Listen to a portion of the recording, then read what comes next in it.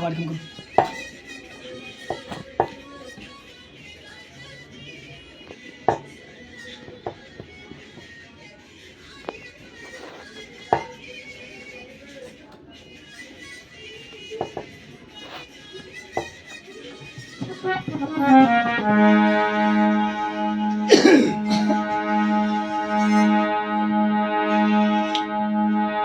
तो आइए दोस्तों, नमस्कार। मैं जगपाल कुशवाहा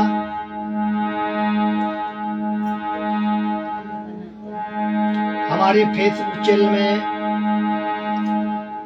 सभी का स्वागत है। आशा है कि आप लोग बहुत अच्छे होंगे, स्वस्थ होंगे, मस्त होंगे। जहां भी होंगे हमारे भाई बहन सभी अच्छे से होंगे। तो मैं अपने चैनल में सभी को जुड़ने के लिए आमंत्रित करता हूं। सभी हमारे दोस्त, दर्शक, भक्त लोग हमारे लाइव में जुड़ेंगे। और दोस्तों, मैं आपको कुछ कहानी सुनाऊंगा। तो आज मैं ऐसी कहानी लेकर के आया हूं कि जिसकी आपको उम्मीद नहीं थी। आप लोग इस कहानी की उम्मीद भी नहीं करते होंगे कि जगपाल ये कहानी आज लेकर के आएंगे। लेकिन मैं आप लोगों की आशीर्वाद से, अनुकंपा से और मैं आपके समक्ष आज बहुत सुंदर प्रसंग, बहुत सुंदर कहानी लेकर के आया हूं। और आप सभी लोग हमारी कथा का आनंद लीजिए, भजन सुनिए। और मैं कथा भी सुनाऊंगा, भजन भी सुनाऊंगा। तो आप लोग जो है बहुत सुंदर कहानी का आनंद लीजिए। और आज की कहानी मैं आपको बताने जा रहा हूं। तो आप लोग उस कहानी का नाम क्या है, कथा भी है, कहानी भी है। तो दोस्तों, आज की कहानी मैं लेकर के आया हूं आपके समक्ष में श्रवण कुमार। क्योंकि श्रवण कुमार की कहानी जो है बहुत सुंदर है, बहुत अच्छी है।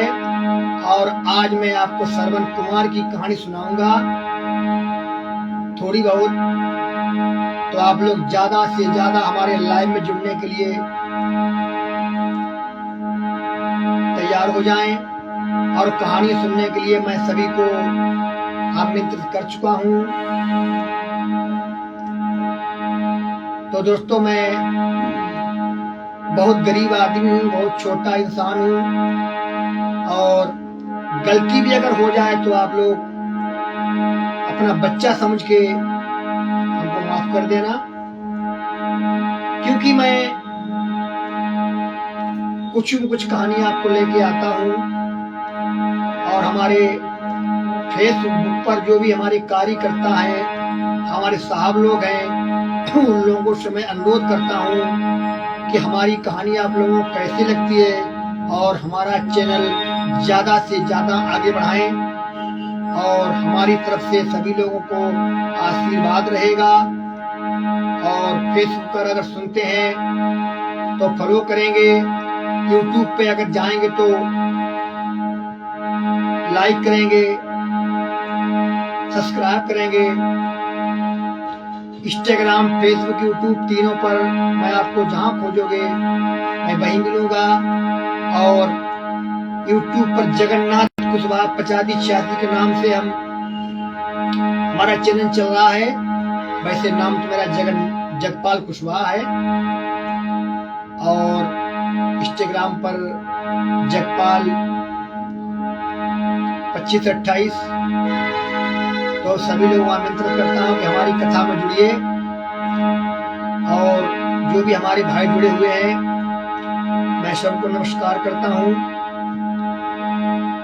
हमको लग रहा है कि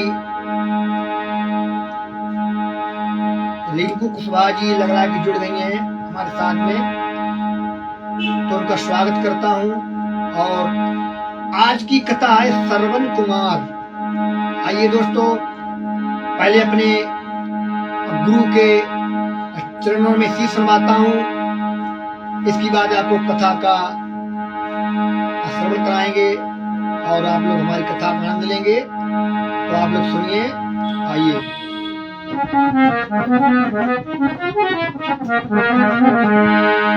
तो गुरुर्ब्रह्मा गुरुर्विष्णु, गुरुर्ब्रह्मा गुरुर्विष्णु, गुरुर्देवा महेश्वर,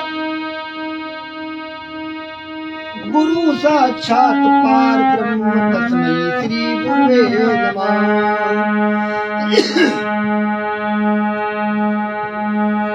तो सरस्वती के भंडार में कछु कमी है नाय, बांटे से बढ़ जाते हैं, जमा करे घट जाए। देखिए दोस्तों, ज्ञान है, क्योंकि ज्ञान एक ऐसी चीज है जैसे कि हमारे माता बहनें दहिया में माखन में रई डालकर मथती हैं, उसमें से नैनी निकलती है, घी बनता है। वैसे ही हमारे भक्ति में जितना ही आदमी लीन रहता है, जितना ही भक्ति करता है, उतना ही रस मिलता है। क्योंकि भगवान की भक्ति करने से सब कुछ मिलता है। तो ये वन है, इस वन में पड़ जाने की बाद इसका कथा का कोई पार नहीं है, ये वन है। तो मैं आपको आज लेकर के आया हूँ श्रवण कुमार की कहानी, और थोड़ा आप अपने गुरुदेव का ध्यान करते हैं, थोड़ा भजन सुनाते हैं। तो आप सुन लीजिए 2 मिनट का, फिर आपको मैं कथा सुनाऊंगा दोस्तों।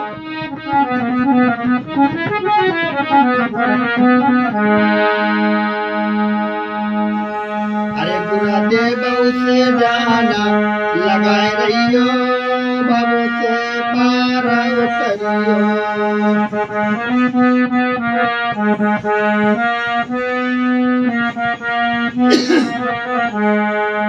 गुरुदेव से ध्यान लगाए रहियो, भव से पार उतरियो।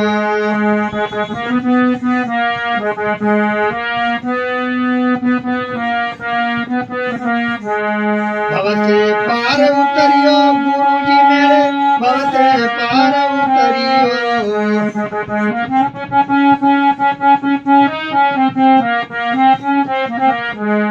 गुरुदेव से ध्यान लगाए रहियो, भव से पार उतरियो।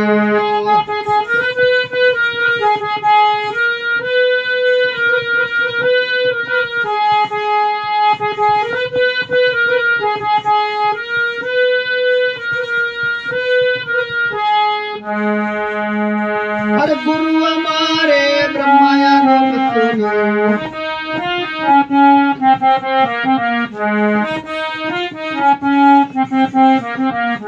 गुरु हमारे ब्रह्मा विष्णु। हरे नारद से ध्यान लगाए रहियो, भव से पार उतरियो।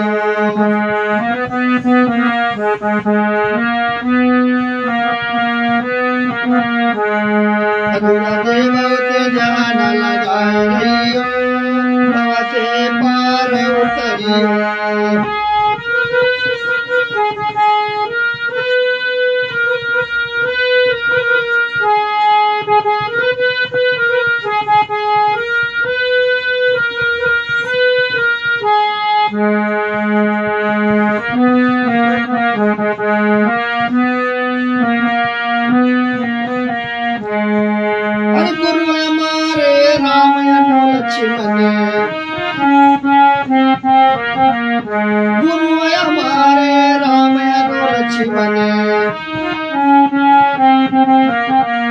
हनुमत से ध्यान लगाए रहियो, भव से पार उतरियो।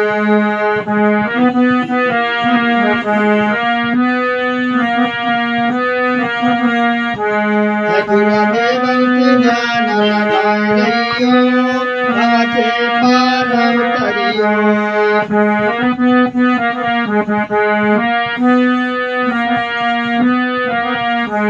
बाबा से पार उतरियो गुरु जी मेरे बाबा से पार उतरियो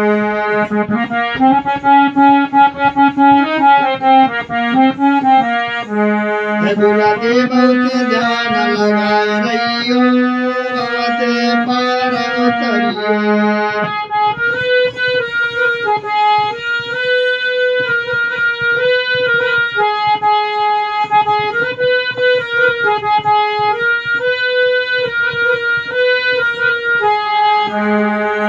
अरे गुरु हमारे चंद्र सूरज गुरु हमारे चंद्र सूरज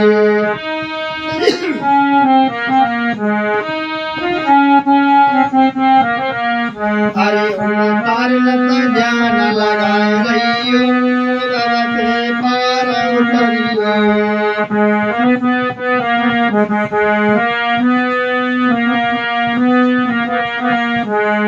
गुरुदेव से ध्यान लगा रहियो बाबा से पार उतरियो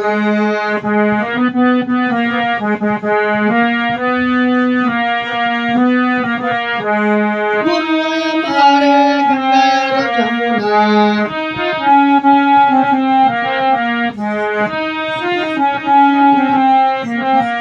गुरु हमारे गंगा जमुना हरे सरयूत ध्यान लगाए रहियो बाबा से पार उतरियो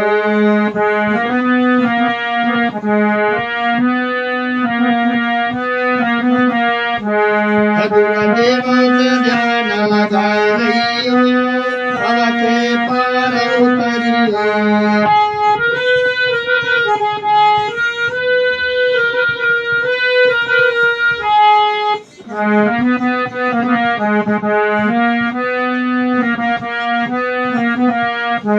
बाबा से पार उतरियो गुरु जी मेरे बाबा से पार उतरियो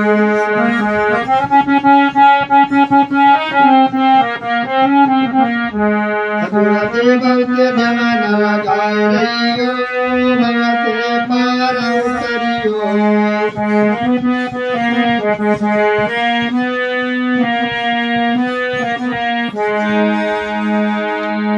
दोस्तों कहानियां कहानी से पहले गुरु का ध्यान रखा जाता है क्योंकि गुरु भगवान के भी गुरु थे उन्होंने अपने गुरु बनाए थे क्योंकि बिना गुरु के पुनीत नहीं होती है और गुरु को मानना जरूरी है क्योंकि कहते हैं कि गुरु गोविंद दोनों खड़े किसके लागू पाए बलिहारी गुरु आपकी जो गोविंद दिए मिलाए। तो दोस्तों गुरु की तो दर्जा होता है बहुत बड़ा होता है गुरु का दर्जा होता है बहुत बड़ा होता है और गुरु परमपिता परमात्मा होता है क्योंकि परमपिता परमात्मा ने भी गुरु किए थे तो गुरु जो है करना जरूरी है। तो हमारे भी गुरु हैं और हमारे गुरु जी का नाम है स्वामी ज्ञानदेव जी क्योंकि स्वामी ज्ञानदेव जी हैं उन्हीं ने हमको ढोलक और बाजा सिखाया था। हमारे पूज्य गुरु विद्या संगीत के वही हैं और वैसे भी हमारे गुरु वही है। तो मैं अपने गुरु के चरणों में सर झुका के प्रणाम करता हूँ और उनसे आशीर्वाद लेता हूँ। हम आपको कथा प्रारंभ करता हूँ और सरस्वती माँ से मैं प्रार्थना करता हूँ हे माँ आके कंठ पे बैठो और हमको ज्ञान दीजिए हे मेरी माँ।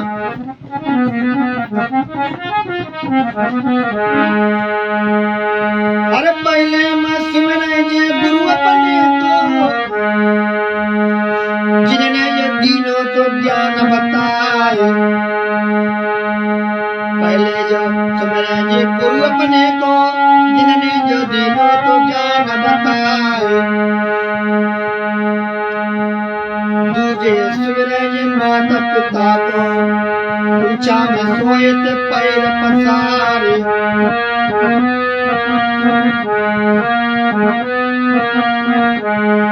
सर्व देवतन कर सुमिरता है, बाजा पे आए बैठियो आए। अरे मैं सुमिरे बजरंग बली को, नैया खेल गई पार।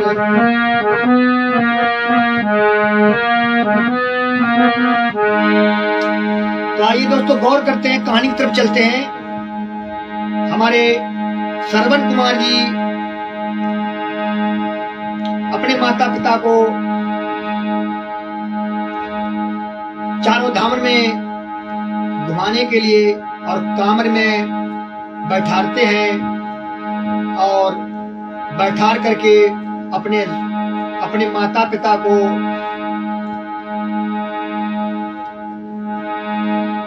तीर्थों की तरफ लेके चलते हैं। तो एक जगह पर हमारे श्रवण कुमार जी जो थे वो अपने माता पिता को लेकर के जा रहे हैं। तो गंगा किनारे पर उन्होंने अपने माता पिता को उतार दिया और स्नान ध्यान किया। स्नान ध्यान करके और मैं आपको एक बात और बताता हूँ, आप थोड़ी सी कहानी सुन लीजिए, क्योंकि थोड़ा पीछे छूट गया है। तो मैं आपको वो कहानी पहले बता देता हूँ, इसके बाद आपको आगे कहानी सुनाता हूँ। क्योंकि श्रवण की जो शादी हुआ था तो वो स्त्री बहुत चतुर और चालाक थी और घर में किसी बात की कमी थी नहीं। उनके माता पिता अंधे थे क्योंकि उनको श्राप लगा हुआ था।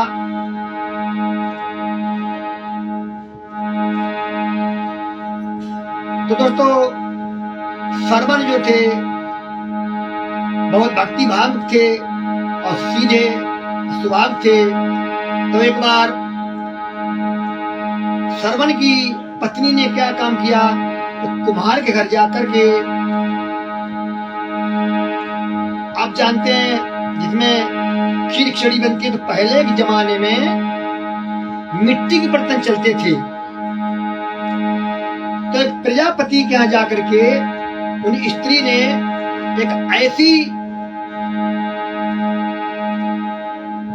हड़िया बनवाई है जिसमें मुंह एक है और पेट दो हैं। तो एक में तो खटा मेहरी बनाती थी। खटा मेहरी मतलब होता है कि लस्सी डाल करके बनाती थी तो खटा मेहरी हो जाता है। और एक में निर्मल खीर बनाती थी। तो निर्मल खीर तो अपना दोनों खाते थे और अंधी अंधा को बेचारों को खटा मेहरी खवाती थी। अरे कहाड़िया दो पेट बनायो सुना मेरे भाई, ये कहाड़िया दो पेट बनायो सुना मेरे भाई। अरे एक मना दे खीर एक मैं निर्मल खटाई।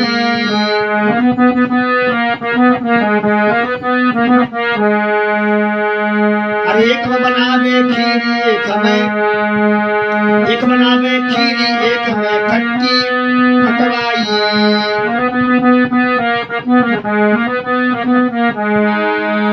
तो एक में निर्मल खीर बनाती थी और एक में खट्टी, जो लस्सी खट्टी हो जाती है उसी को डाल करके बनाती थी।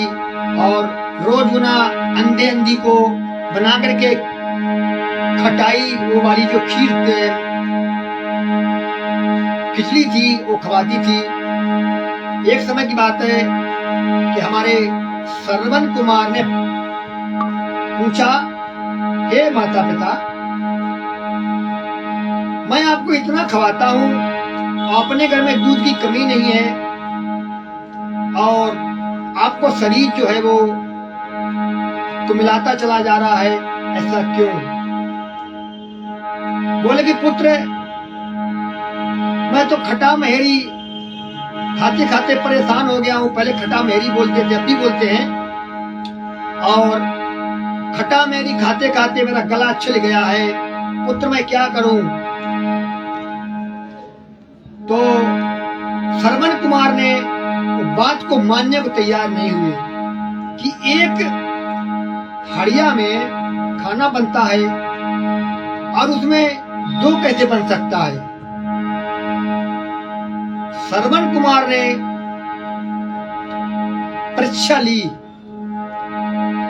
उनकी जो पत्नी थी श्रवण कुमार की, वो पानी भर करके लाई और हमारे श्रवण कुमार ने क्या काम किया, उस पानी में लात मार दिया और बोले जाओ पानी भर के ले आओ। और वो स्त्री थी, वो चतुर थी, चालाक थी। वो समझ गई कि दाल में कुछ काला है, क्योंकि जब वो पानी भरने चली गई तो उन्होंने अपना जो थाल था वो पिता को दे दिया और पिताजी का थाल अपना ले लिया जब तक वो लौट के आ गई। जब उन्होंने पिताजी का थाल खाया तो वास्तव में उसमें खट्टी महेरी और उसमें खीर। जब बुढ़ा बुढ़ियों ने खीर खाया, अंधी अंधों ने, बोले बेटा पुत्र तो बहुत अच्छी लगती है, तो खीर है। बोले पिताजी खीर तो रोज ही बनता था, लेकिन मेरे को क्या पता कि हमारी स्त्री जो थी वो दुभात कर रही है। तो श्रवण कुमार को इस बात का जब अंदाजा लगा कि हमारे माता पिता, अंधे माता पिता को दिखाई नहीं देता है और ये हमारी पत्नी जो है ये हमारे माता पिता के साथ गद्दारी कर रही है, क्योंकि अपना खीर बना के खा रही है, हमारे श्रवण हमारे माता पिता को खट्टी महेरी खवा रही है। तो दोस्तों, आधा नमक डाल देती थी, आधा लस्सी मिला देती थी और खीर बनाते, उनको खट्टी महेरी खवाते खवाते श्रवण कुमार ने जांच किया तो वो वास्तव में वही बात निकली। श्रवण कुमार ने उसे मारा पीटा और घर से निकाल दिया। मारा पीटा जब घर से निकाल दिया श्रवण कुमार ने और अपने माता पिता को लेकर के और चल पड़े। तो हमारे सभी दोस्तों को नमस्कार। मैं आपको आज श्रवण की कहानी सुनाता हूँ। आप लोगों को कैसी लगता है आप लोग कमेंट करेंगे। तो दोस्तों, श्रवण कुमार ने अपने माता पिता को कामर में बैठा लिया और तीर्थ कराने के लिए लेके चले हैं। तो दोस्तों, उज्जैन, प्रयागराज, नासिक, हरिद्वार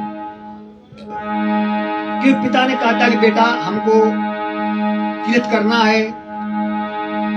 तो श्रवण कुमार नंगे पैरों अपने माता पिता को, अंधी अंधा को लेकर के अपने कांधे पर और तीर्थ करा रहे हैं।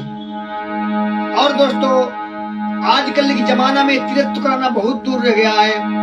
अगर अपने बेटा से कोई पानी मांगे बुढ़ापे पे तो कहते बुढ़ा थूक रहा बैठे बैठे। वो सीधा ये जवाब देता है, बुढ़ा जाके पी ले। और पहले के जमाना में हमारे धर्मात्मा जैसे हमारी माताओं बहनों के कोख में धर्मात्मा पुत्र जन्म लेते थे, धर्मात्मा पितामह होते थे। आजकल तो पितामह भी नकली हो गए हैं और पुत्र भी नकली हो गए हैं। जब अपना ही पुत्र कुछ नहीं सोचता है तो श्रवण जो थे अपने पिता को कामर में बैठा करके और चले जा रहे हैं अपने तीर्थ करवाते करवाते।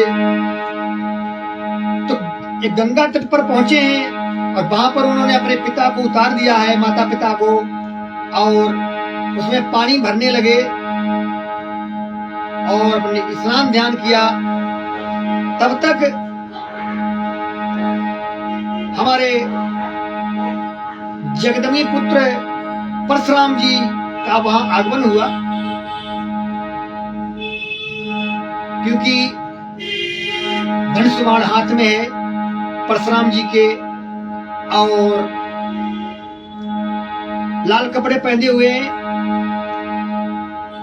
श्रवण कुमार से कहा कि हमको पहले पानी पिला दो।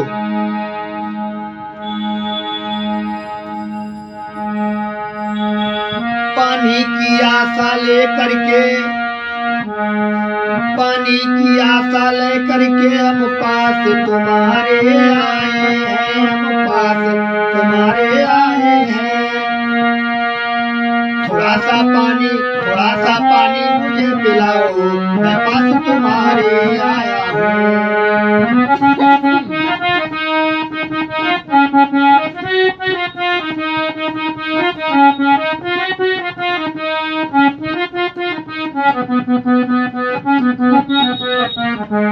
थोड़ा सा पानी मुझे पिलाओ, मैं पास तुम्हारे आया हूँ। और भारी प्यास लगी मुझको, भारी प्यास लगी मुझको, हम सही तुम्हें बतलाते हैं, हम सही तुम्हें बतलाते हैं। पानी पीकर प्यास मुझे हम साची तुम्हें बताते हैं।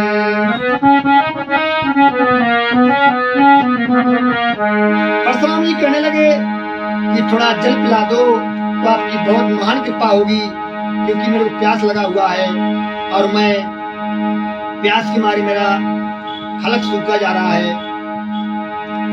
श्रवण कुमार ने पूछा कि ये बताओ, आपका वेशभूषा तो ऐसा लग रहा है कि आप योगी हैं, और फिर आपके हाथ में धनुष बाण है, क्योंकि धनुष बाण तो क्षत्रिय के हाथों में शोभा देता है।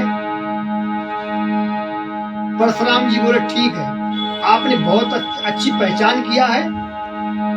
मेरा नाम परशुराम है, मैं जगदम्बिका ऋषि के पुत्र हूँ। उन्होंने अपना पूरा परिचय बताया तो हमारे श्रवण कुमार ने कहा कि मैं श्रवण कुमार हूँ, ये मेरे पिता अंधा है। परशुराम कहने लगे, हे श्रवण कुमार, आप जैसा पुत्र और आप, क्योंकि मैं आपके चरण स्पर्श करूंगा।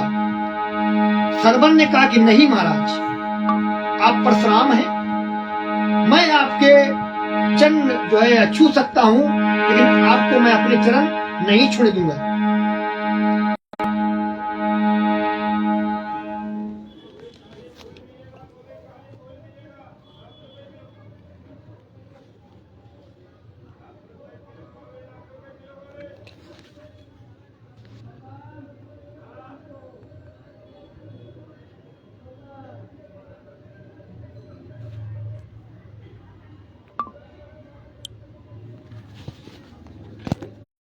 तो दोस्तों, नेट का प्रॉब्लम हो गया था और मैं आपसे क्षमा चाहता हूं, क्योंकि नेट मेरा चला गया था।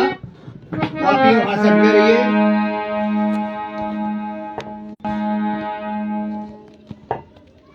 और देखिए, परशुराम जी ने जब श्रवण से कहा कि ये तुम्हारे माता पिता हैं, तो श्रवण कुमार ने कहा कि हाँ चलिए, हमारे माता पिता के दर्शन कर लीजिए और हमारे माता पिता को दर्शन दीजिए।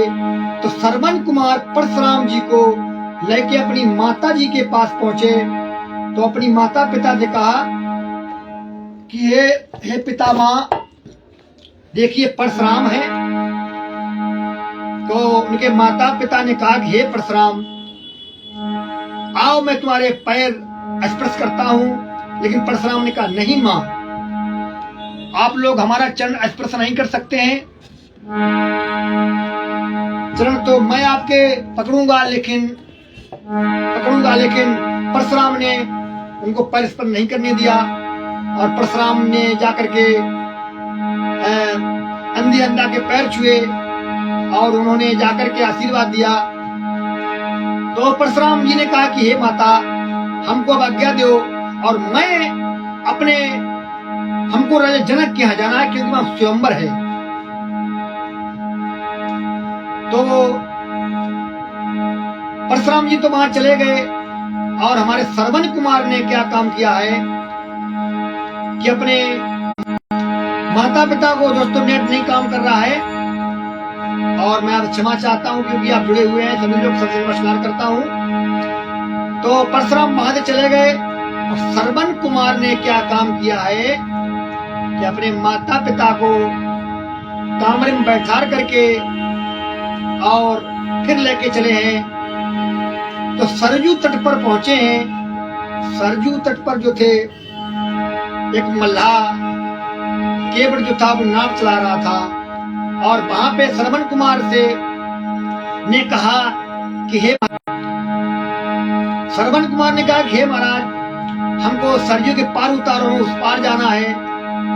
तो मल्लाह ने क्या काम किया है, उनका परिचय पूछा और कहा कि आप बहुत भाग्यमान हैं और ये माता पिता बहुत भाग्यमान है क्योंकि आप जैसा पुत्र मिला है इनको और आपको ऐसे माता पिता मिले हैं। तो दोस्तों आइए गौर करते हैं, हमारे माता श्रवण कुमार को केवट ने उतार दिया है पार। तो अब उन्होंने सोचा कि मैं इसको उतराई में क्या दूं। तो श्रवण कुमार के पास खाने को कुछ नहीं था, सत्तू पड़े हुए थे और जाकर सत्तू देने लगे उनको। तो कहा हे केवट महाराज, आप जो है ये सत्तू हमारे पास पड़े हुए हैं और आप ले लीजिए। केवट बोला नहीं, मैं आपसे उतराई के लिए कुछ नहीं मांग सकता हूँ, न कुछ ले सकता हूँ, क्योंकि हमारे यहाँ राजा दशरथ जो हैं, राजा दशरथ का राज्य है और इस राज्य में अगर राजा दशरथ जान लेंगे तो हमको दंडित करेंगे, हमको छोड़ेंगे नहीं, इसलिए मैं आपसे उतराई नहीं ले सकता हूँ। तो श्रवण कुमार को उतराई नहीं लिया और कहा कि जाओ आगे। राजा दशरथ ने बहुत अच्छे अच्छे महल बनवा दिए हैं और जो यात्री बाहर से आते हैं वो रुकते हैं। हमारे यहाँ के राजा दशरथ जो प्रतापी राजा हैं उनके तो दोस्तों नेट काम नहीं कर रहा है, इसलिए थोड़ा रुक रुक के आवाज जा रही है। हमारे राजा दशरथ जो हैं यहाँ के प्रतापी राजा हैं और उनके यहाँ प्रजा के यहाँ कोई दुखी नहीं है, क्योंकि उनके राज्य में रात्रि में मकानों के महलों के दरवाजे खुले रहते हैं। चोर चंगाल लुच्चा फुच्चा किसी की भय डर नहीं है। तो हमारे श्रवण कुमार ने अपने माता पिता को कंधे पर उठाया है और बड़ी अच्छा सा महल देखा, रुकने के लिए बना हुआ था। तो माता पिता को वहां बैठाया और वहां रुके। तो उस समय माता और पिता ने मिलकर दोनों ने कहा कि हे बेटा, हमको बहुत तेज प्यास लगा है और प्यास के मारे मैं मरा जा रहा हूँ और थोड़ा पानी पिला दीजिए तो बहुत रहम होगा। बेटा मेरा प्राण निकला जा रहा है। अरे बेटा सुन ले बात हमारी, तुम नीरत दियो पिलाई। बेटा सुन ले बात हमारी और तुम नीरत दियो पिलाई। अरे बारी लग रही मुझको प्यास, बेटा थोड़ा सा नीर पिलाए दे। अरे बारी लग रही मुझको प्यास, बेटा थोड़ा नीर पिलाए दे, थोड़ा सा नीर पिलाए दे। अरे बेटा थोड़ा सा नीर पिलाए दे। अरे बारी लग रही मुझको प्यास, बेटा थोड़ा नीर पिलाए दे।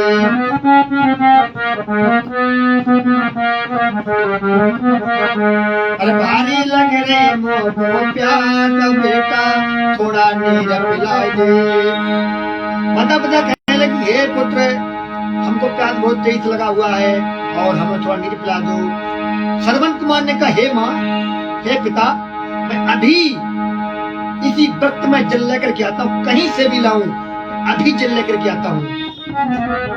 तो हमारे श्रवण कुमार जो थे वो जल लेने के लिए चल पड़े हैं और जल लेने के लिए हमारे श्रवण कुमार बने मन में दौड़ते जा रहे हैं और दौड़ते दौड़ते सरोवर में पहुंचे हैं जहाँ राजा दशरथ का तालाब था। कोई उसमें शेर, चीते, गुलबगा। हमारे श्रवण कुमार को किसी का भय और डर नहीं लगता था, क्योंकि जो सत्य पर रहते हैं, सत्यवादी होते हैं, उन्हें भय और किसी का डर नहीं लगता है, क्योंकि उसका रक्षा स्वयं परमात्मा करता है। उनको किसी प्रकार का डर और भय नहीं लगता है। हमारे श्रवण कुमार जो है भरने के लिए पानी जा रहे हैं, कमंडल हाथ में लिए हैं, और आइए दोस्तों गौर करते हैं भजन की तरफ।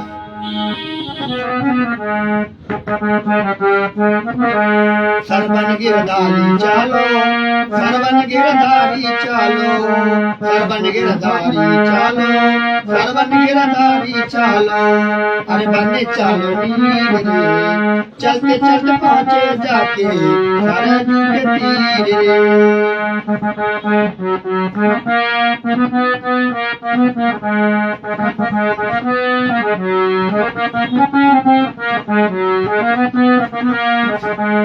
सर्वन गिरधारी चालो, सर्वन गिरधारी चालो, बने चालो नीर रे, चलते चलते पहुँचे जाके सरजू के तीर रे, चलते चलते पहुँचे जाके सरजू के तीर रे।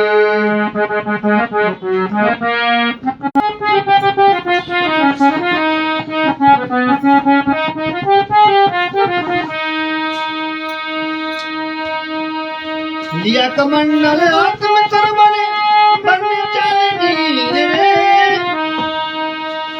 चलते चलते पहुँचे जाके सरजू के तीर रे।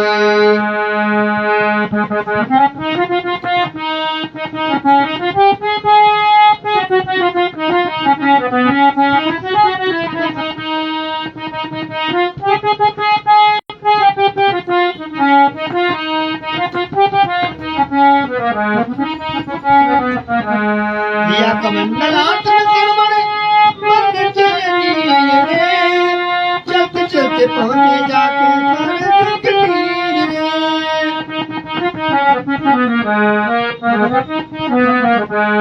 चलते चलते पहुँचे जाके सरजू के तीर रे। मेरे गा के धोखे मारो, मेरे गा के धोखे मारो, मेरे गा के धोखे मारो, मेरे गा के धोखे मारो, अरे सरवन के तीर रे, चलते चलते पहुँचे जाके सरजू के तीर रे।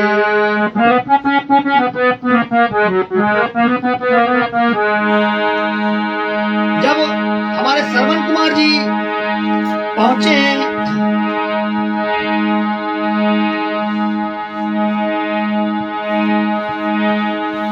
श्रवण कुमार जी पहुंचे हैं, श्रवण कुमार जी पहुंचे हैं, और जैसे ही उन्होंने राजा दशरथ के जो तालाब बना हुआ उसमें पहुंचे हैं, उन्होंने जब पानी भरने के लिए अपना कमंडल लगाया है तो उसमें डुब डुब की आवाज सुनाई दी, क्योंकि पानी घड़ाएं भरो या किसी ने भरो तो उसमें आवाज सुनाई देता है। और राजा दशरथ भी थे वहां घूम रहे थे, तो राजा दशरथ ने समझा कोई मृगा पानी पी रहा है, पानी खराब कर रहा, भाग रहा उसमें, तो राजा दशरथ ने अपना शब्द वेदी जो था वो चला दिया, और शब्द वेदी जो बाण था वो श्रवण की जाकर के सीना में लगा।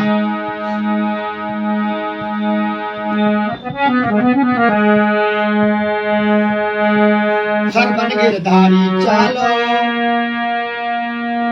सर्वन गिरधारी चालो, अरे बने चालो नीर रे, चलते चलते पहुँचे जाके सरजू के तीर रे। मात पिता सरवन के अंदर पानी लग रही प्यास रे, प्यास के मारे उन दोनों का चेहरा बड़ा उदास रे।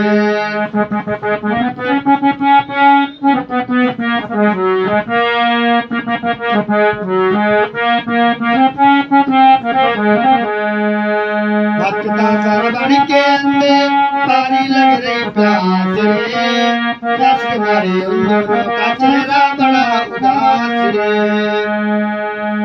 मेरे गा के धोखे मारो, मेरे गा के धोखे मारो, मेरे गा के धोखे मारो, मेरे गा के धोखे मारो, सरवण के तीर रे, चलते चलते पहुँचे जाके सरजू के तीर रे।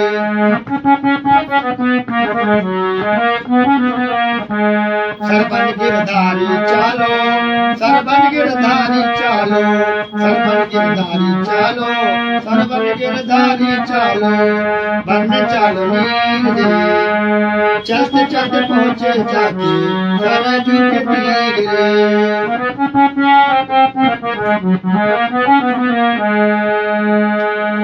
तो हमारे सरवन कुमार ने जो है, जब उन्होंने डुबडुब की आवाज सुनाई दी, राजा दशरथ ने जो है श्रवण के मृगा के धोखे तीर मारा है, तो श्रवण हाय राम कह करके पछाड़ खाकर गिर गए।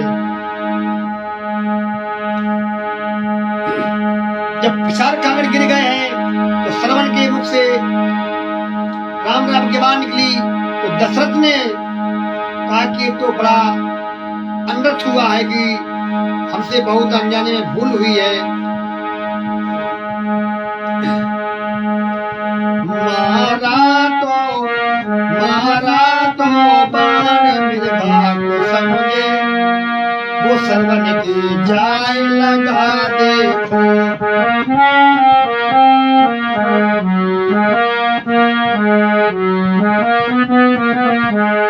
मारा तो बाण मृगा को समझे, वो सरवन की जाय लगा देखो।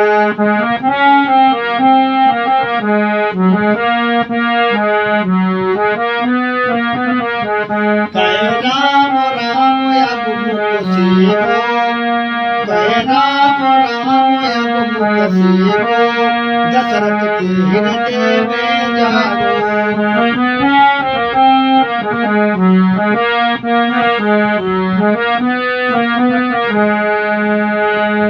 आए थे दशरथ जल्दी जल्दी,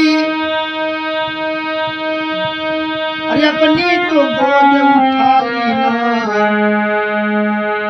अरे बेटा बेटा बेटा कहकर बोले, बेटा क्या दोष हमारा है, बेटा बेटा कहकर बोले, बेटा या दोष हमारा है।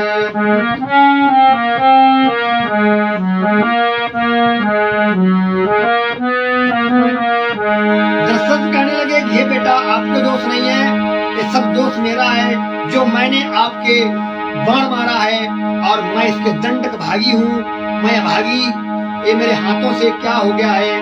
क्योंकि और दोस्तों राजा दशरथ के जो थे वो श्रवण कुमार ये जो थे वो भांजे थे, और धोखे से अपने भांजे की तीर मार दिया, क्योंकि उनकी जो माता थी वो उनकी बहन थी दशरथ जी की। श्रवण कुमार उनके भांजे थे और धोखे से मृगा के धोखे श्रवण के तीर लग गया। अब राजा बहुत अचंभे में पड़ गए। दशरथ ने कहा, हे महाराज, हे प्रभु, मेरे से क्या हो गया।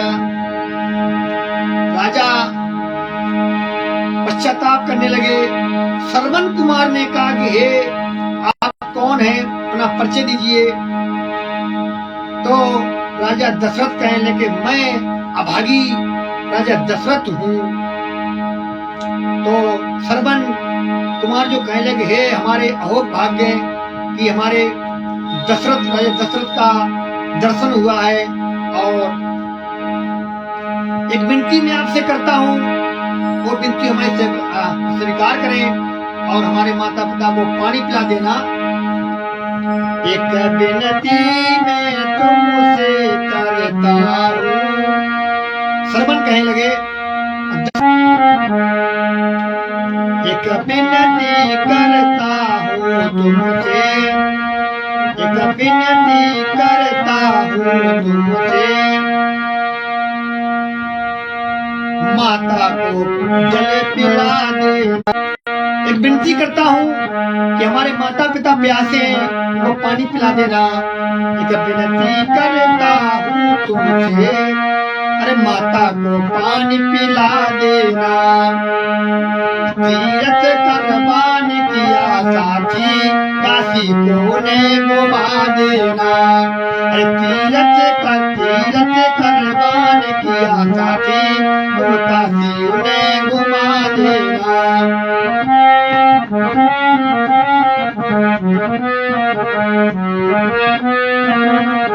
दशरथ कहने लगे कि हमारे माता पिता को पानी पिला देना, और हमारे माता पिता की आशा थी कि मैं काशी घूमने जाऊंगा, तो आप काशी उन्हें अवश्य घुमा देना। राजा दशरथ बोले, घे वक्त ऐसा ही होगा, मैं तो पापी पाखंडी हूं, लेकिन फिर भी मैं, ठीक है। राजा दशरथ ने श्रवण का दाह संस्कार किया और जाकर के उनके माता पिता को पानी लेकर के पहुंचे हैं।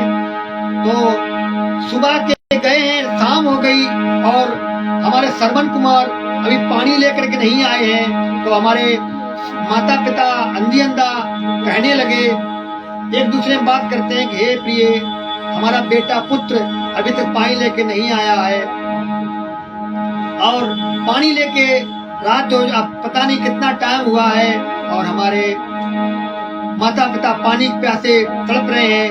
तो जब राजा दशरथ वहां जब पहुंचे हैं, तो उन्होंने थोड़ा आहट मिला, तो कहा, हे बेटा, आप पानी लेके बहुत देर में आए हैं, लेकिन राजा दशरथ जी तो बोल नहीं रहे हैं, और वो अपने चुपचाप खड़े हैं, अंधी अंधा दोनों कह रहे हैं, हे बेटा, हे पुत्र, चुपचाप क्यों हो?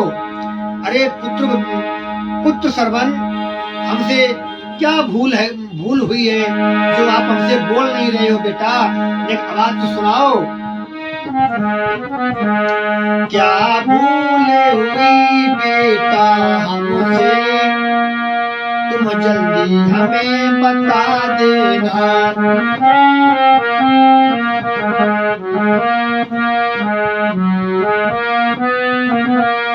क्या भूल हुई बेटा मुझसे, तो जल्दी हमें बता देना।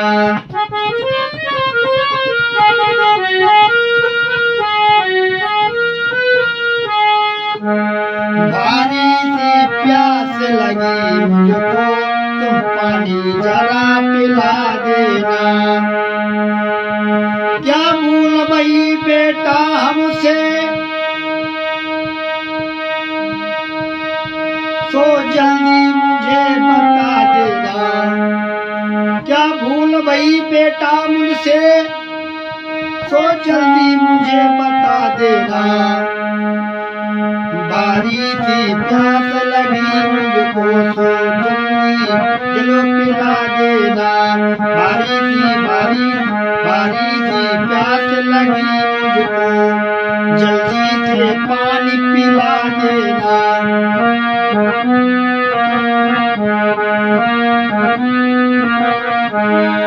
अंधी अंधा कहने लगी, हे पुत्र, हमसे कौन सी भूल हुई है जो हमसे तुम नहीं बोलते हो? हे बेटा, हे पुत्र, कुछ तो कहो।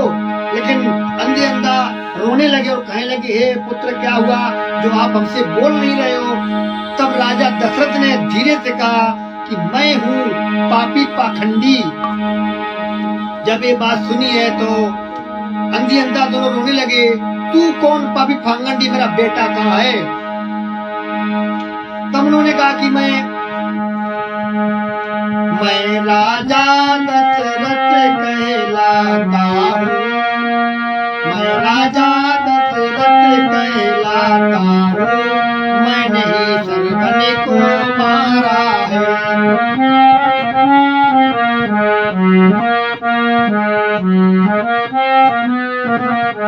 मैं राजा दशरथ कहलाता हूँ, मैंने ही श्रवण को मारा है।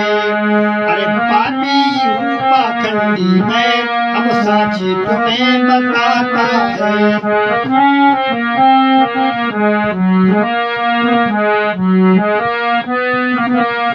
राजा दशरथ कहने लगी, मैं पापी पाखंडी हूँ, मैंने ही मृगा के धोखे श्रवण के तीर मारा है और श्रवण मर गया है।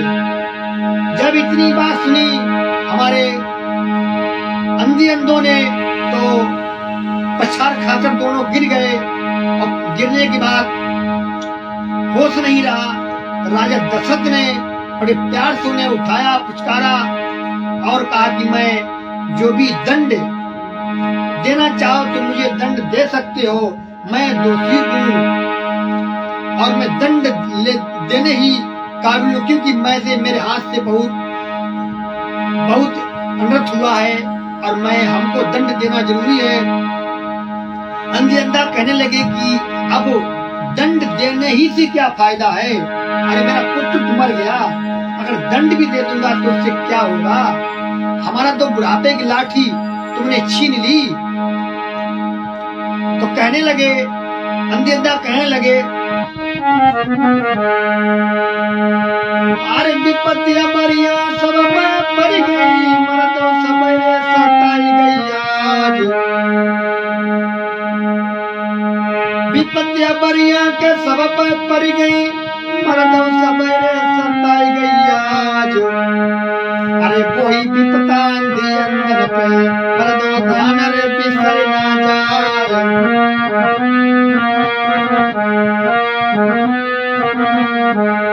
विपदा पड़ गई थी शिवशंकर पे, तब पद्मासुर परो पिछार।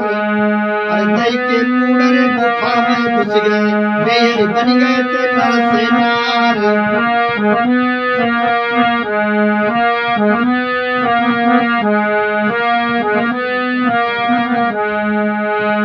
अरे विपत्ति में विपत्ति रे विपत्ति में विपदा, विपत्ति में पहले कहा नहीं जाए। भैया बंद बात नहीं पूजत, ना के दार पी नहीं जाए।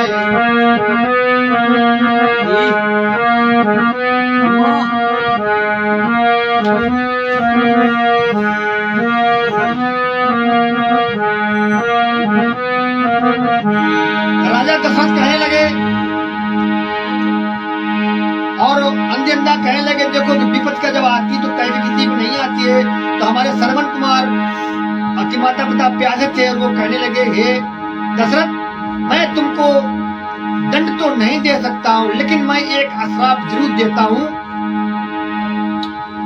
उस अश्राप से तुम नहीं बच पाओगे, मैं तुमको अश्राप जरूर देता हूँ। तो राजा दशरथ, दोस्तों नेट नहीं काम कर रहा इसलिए थोड़ा आवाज रुक जा रही होगी। तो राजा दशरथ ने उन्हें अंधों ने कहा कि जाओ, मैं तुम्हें श्राप देता हूँ कि जैसे मैं अपने पुत्र के वियोग में तड़प तड़प के मर रहा हूँ, वैसे तुम भी अपने एक दिन अपने चलो। तो हमारे अंधों ने दशरथ को श्राप दिया और कहा कि जाओ, एक दिन जैसे मैं आज अपने पुत्र के वियोग में तड़प तड़प के मर रहा हूँ, वैसे तुम भी अपने पुत्र के वियोग में अपने प्राण त्याग दो। और इसीलिए हमारी बात कट जाती है, नेट नहीं काम कर रहा है। तो अंधों ने श्राप हमारे दशरथ को दिया था, उसी दशरथ के उसी श्राप से और श्राप दे दिया। अब राजा दशरथ ने क्या काम किया, उन्होंने अपने प्राण अंधों ने श्राप देकर के अपना प्राण त्याग दिए। राजा दशरथ ने सबका दाह संस्कार किया अपने हाथों से। और तो राजा दशरथ जी ने उनका दाह संस्कार किया और दाह संस्कार करके अपने महलन चले आए। और मैंने आपको आज श्रवण की कथा सुना दी है, कल मैं दूसरा कोई प्रसंग लेके आऊंगा। तो दोस्तों नेट नहीं काम कर रहा है, मैं आप लोगों को क्षमा चाहता हूँ और मैं अपनी वाणी विराम देता हूँ। तो भगवान का नाम ले लेता हूँ, इसके बाद में मैं बंद करता हूँ क्योंकि नेट बहुत स्लो चल रहा है और काम नहीं करता है। तो हमारे जितने भाई से जुड़े हुए सबसे नमस्कार, क्योंकि मैं कल फिर आपको मिलेंगे और सभी से नमस्कार करता हूँ। थोड़ा भगवान का नाम ले लीजिए, इसके बाद में बंद करता हूँ। श्री राम जय राम जय जय राम, श्री राम जय राम जय जय राम।